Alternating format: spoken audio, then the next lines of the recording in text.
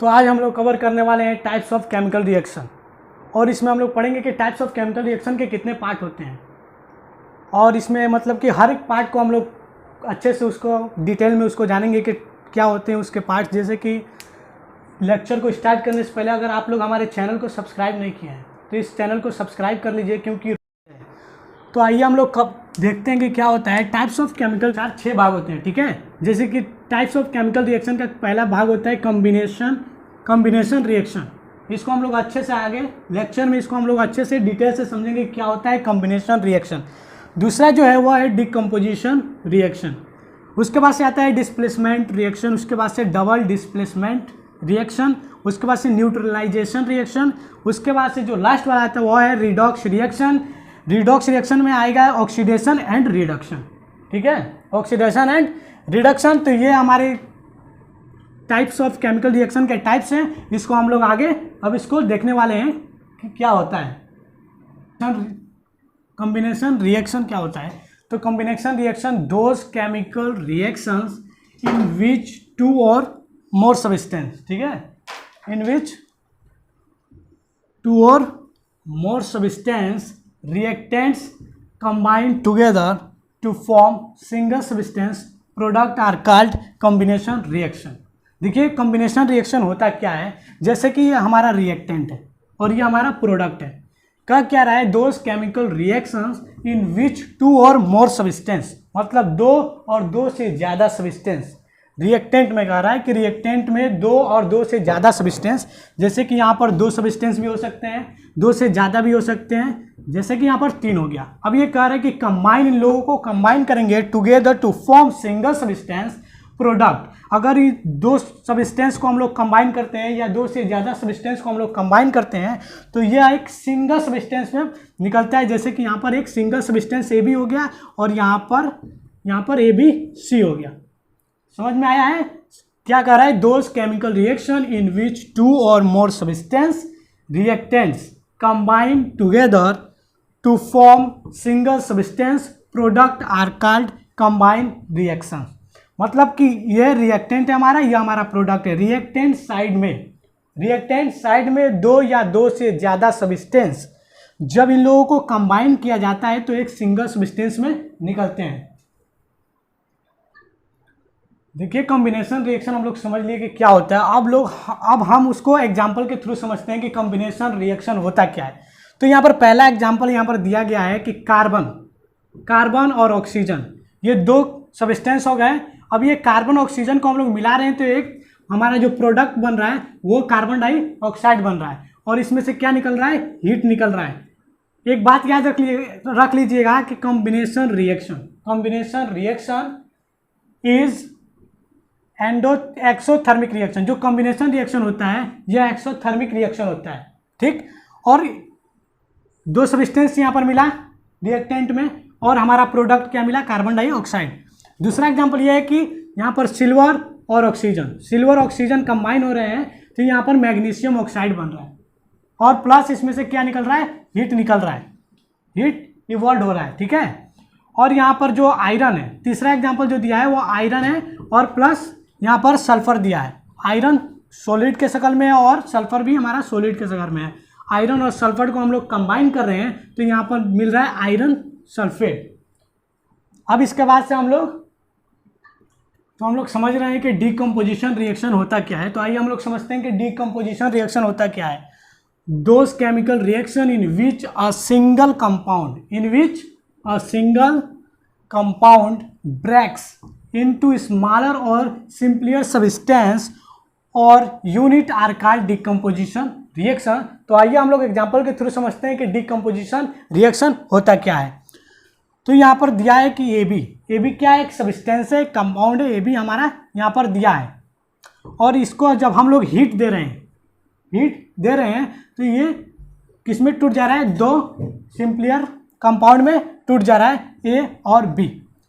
इसको एग्जाम्पल के थ्रू हम लोग समझते हैं कि कैल्शियम कार्बोनेट किसके शक्ल में है, तो सॉलिड के शक्ल में है। जब इसमें हम लोग हीट दे रहे हैं, इसमें क्या दे रहे हैं, हीट दे रहे हैं। देखिए यहाँ पर कि द डिकम्पोजिशन रिएक्शंस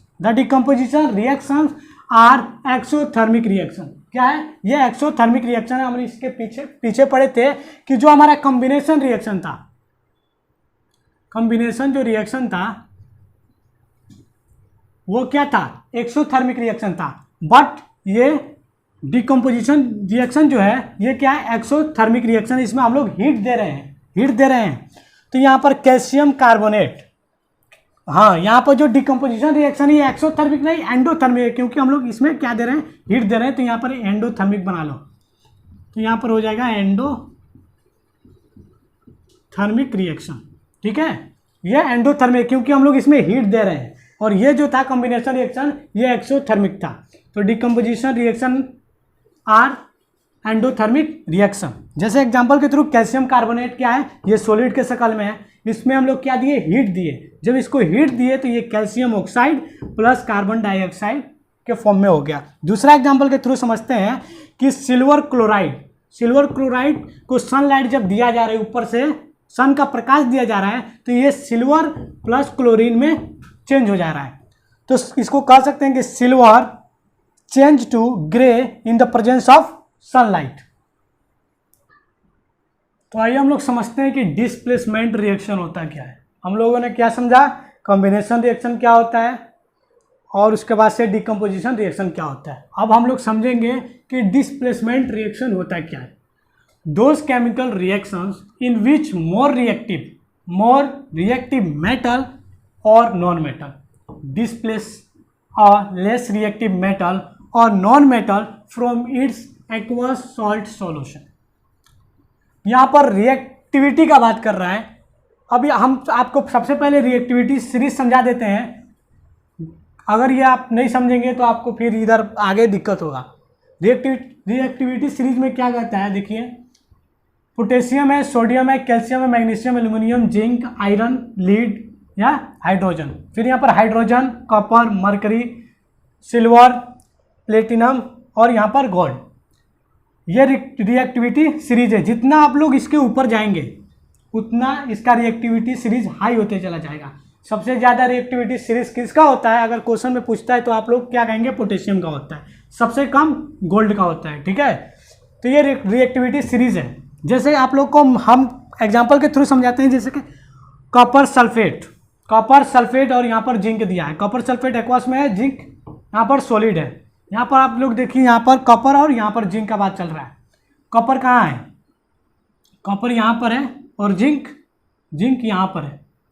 तो इस कॉपर से रिएक्टिविटी सीरीज में हाईएस्ट कौन सा है, जिंक है। तो यहाँ पर क्या करेगा, कॉपर सल्फेट है और यहाँ पर जिंक है, तो जिंक क्या करेगा, इस कॉपर को डिस्प्लेस कर देगा। जिंक क्या करेगा, कॉपर को डिस्प्लेस कर देगा। तो यहाँ पर जिंक सल्फेट प्लस कॉपर बन जाता है। जैसे कि इसमें क्या होता है, those chemical reaction in which more reactive element, जो ज़्यादा रिएक्टिव एलिमेंट होता है, ज़्यादा मोर रिएक्टिव एलिमेंट होता है, वो क्या करता है, डिस्प्लेस कर देता है लेस रिएक्टिव मेटल को या नॉन मेटल को। ठीक है, जैसे कि यहाँ पर ये भी क्या है, कोई एक सब्सटेंस है और सी एक कोई सब्सटेंस है। ये सी क्या है, ये ए से क्या है, मोर रिएक्टिव सीरीज है। तो ये सी ए को डिस्प्लेस करके इस सी का जगह ले लेता है, इस बी का जगह ले लेगा। तो यहाँ पर क्या करेगा, इस सी के साथ ज्वाइन होकर ये बी बन जाएगा। एक बार और समझिए, ये जो सी है, सी और बी का बात चल रहा है। तो यहाँ पर देखा जाएगा कि सी में और बी में कौन ज़्यादा मोर रिएक्टिव है।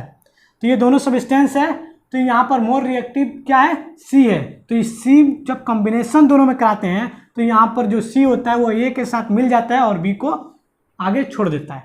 यहाँ पर दूसरे एग्जाम्पल के थ्रू समझते हैं कि यहाँ पर क्या है, मैग्नीशियम है और यहाँ पर कॉपर सल्फेट है। कॉपर सल्फेट एक्वस में और मैग्नीशियम का स्टेट क्या है, सॉलिड है। तो इस मैग्नीशियम ने क्या किया है, इस कॉपर को क्या किया है, डिस्प्लेस किया है। देखिए यहाँ पर मैग्नीशियम यहाँ पर है और कॉपर हमारा कहाँ है, यहाँ पर है। तो इस मैग्नीशियम ने इस कॉपर को डिस्प्लेस कर दिया है और यहाँ पर उसका जगह ले लिया है मैग्नीशियम सल्फेट प्लस कॉपर। दूसरा समझते हैं कि एल्यूमिनियम, यहाँ पर एल्यूमिनियम दिया है, एल्यूमिनियम और आयरन का बात चल रहा है। तो यहाँ पर देखिए एल्यूमिनियम यहाँ पर है और आयरन कहाँ है, इसके नीचे, जस्ट नीचे है एक के बाद। तो यहाँ पर एल्यूमिनियम क्या करेगा, आयरन को क्या करेगा, डिस्प्लेस कर देगा और ये एल्यूमिनियम जो है वो आयरन का जगह लेकर यहाँ पर एक नया सब्सटेंस बनाएगा और आयरन को डिस्प्लेस कर देगा। डिकम्पोजिशन रिएक्शन कुछ है नहीं, सिर्फ यही है। आप लोग को सिर्फ कॉमन सेंस लगाना है। यहाँ पर डिस्प्लेसमेंट रिएक्शन क्या है, कुछ नहीं है भाई। आसान सा ये है डिस्प्लेसमेंट रिएक्शन। अगर आपको समझ में आया हो तो जल्दी से जल्दी हमारे चैनल को सब्सक्राइब करें, क्योंकि आने वाली हर एक वीडियो इसी तरह आसान लैंग्वेज में बनाई जाएगी। अब आइए हम इसको बता देते हैं कि किस तरह याद किया जाएगा। ठीक है, ट्रिक जान लीजिए। केदारनाथ का माली आलू जरा फीका पकाता है। क्या बोला हमने? केदारनाथ का माली आलू जरा फीका पकाता है। अब आएंगे यहां पर, हाई कोर्ट है आपका। हाई कोर्ट है आपका, हाई कोर्ट है आपका। ठीक है, यहां पर बना लीजिएगा।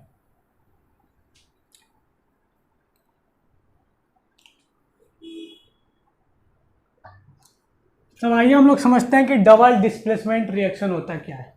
डबल डिस्प्लेसमेंट रिएक्शन होता क्या है? यहाँ पर देखिए, those chemical reactions in which exchange of ions takes place when the aqueous solution of two ionic compound are mix together. ठीक है, यहाँ पर देखिए कि ए बी है और दूसरा सब्सटेंस क्या है? सी डी है। ए बी और सी डी है। अब इन दोनों को हम लोग क्या करा रहे हैं? कॉम्बिनेशन करा रहे हैं। तो क्या निकल रहा है? ये जो है वो कहाँ जुड़ जा रहा है? सी के साथ, और जो ये हमारा बी है वो जुड़ जा रहा है डी के साथ। इसके पीछे हम लोग जो देखे थे उसमें था डिस्प्लेसमेंट रिएक्शन। उसमें क्या हो रहा था? उसमें ये हो रहा था कि ए बी था और प्लस सी था।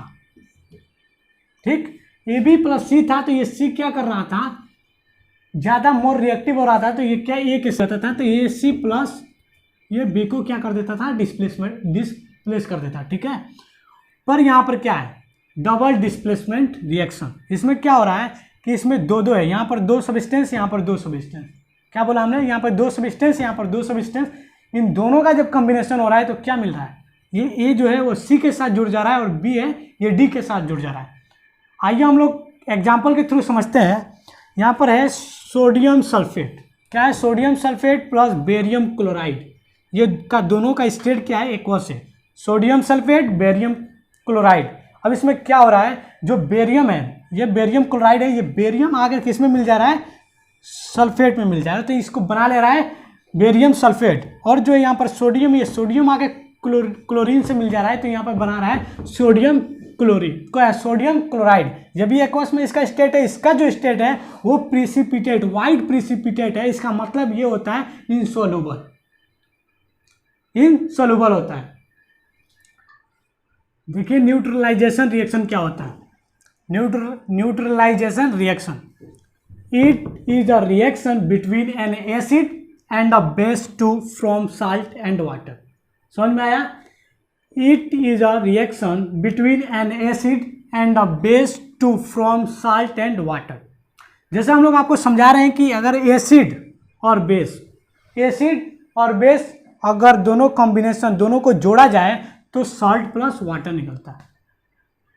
एसिड बेस को अगर कंबाइन किया जाए, एसिड और बेस को कंबाइन किया जाए तो साल्ट प्लस वाटर निकलता है। न्यूट्रलाइजेशन रिएक्शन यही कहता है कि अगर एसिड और बेस को हम लोग जोड़े, क्या बोला हमने? एसिड और बेस को जोड़े तो साल्ट प्लस वाटर निकलता है। एग्जाम्पल के थ्रू इसको हम लोग डिस्कस करते हैं। एग्जाम्पल के थ्रू यहाँ पर सोडियम हाइड्रोक्साइड एक्वस में है और यहाँ पर हाइड्रोक्लोरिक एसिड। यहाँ पर समझने वाला बात यह है, ये जो सोडियम हाइड्रोक्साइड है ये क्या है? सोडियम हाइड्रोक्साइड क्या है? ये बेस है।